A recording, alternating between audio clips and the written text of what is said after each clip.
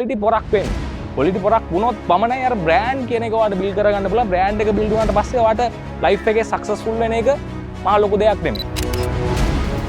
ඔව් මේ life එකේ අපිට දිනන්න ඕන නම් අපි පොඩි කාලේ ඉඳන් qualities gain කරන්න ඕනේ. කියන්නේ quality පොරක් වෙන්න ඕනේ. කියන්නේ ultimately අපි brand එකක් build කරගන්න නම් අපි තුලින් අපි qualities build කරගන්න ඕනේ. කියන්නේ පොඩි කාලේ ඉඳන් right. මේ පොඩි basic examples දෙන්නේ butterfly pets. පෑනක් ගත්තොත් ඒ පෑන අපි දෙන්න ඕනේ. right. මකණයක් ගත්තොත් ඒක දෙන්න. ඒක ලොකු වෙනකොට තමයි ඔයා bank loan එකක් පවා ගත්තොත් ඒ bank loan එක ඔයා වෙලාවට දාන්නේ. first step දිනන්න ඕන නම් ඔයා quality පොරක් වෙන්න. quality පොරක් වෙලා තමයි brand එක build කරන්නේ. brand එක build වෙනකොට ඔයාගේ වටේ ඔයාට automatically ඔයාට පිරිසක් රැස් වෙනවා right. ඒකත් එක්ක ඔයා මිනිස්සු build කරගන්නවා. කියන්නේ මිනිස්සුયો කියන්නේ අපි business එකක් කරනවා අපේ වටේ මිනිස්සු ඉන්න ඕනේ. මිනිස්සු තමයි අනිවාර්යෙන් ඔයාට empire එක ඔයාගේ empire එක ඔයාට build කරන්න උදව් කරන්නේ මිනිස්සු. කියන්නේ herd එකක් ඔයා build කරගන්න. ඒකට quality පොරක් වෙන්න. වෙලාවට වැඩේ කරන්න.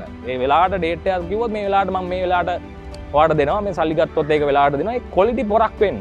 quality පොරක් වුණොත් පමණයි අර brand කියන එක ඔයාට build කරගන්න පුළුවන්. brand එක build වුණාට පස්සේ ඔයාට life එකේ successful වෙන එක මහා ලොකු දෙයක් නෙමෙයි. පාර ලේසි right. මේ baby step එක අපි ඉස්සරහට වැඩේ කරමු. 7 days game changer by Nelaka Kularatne.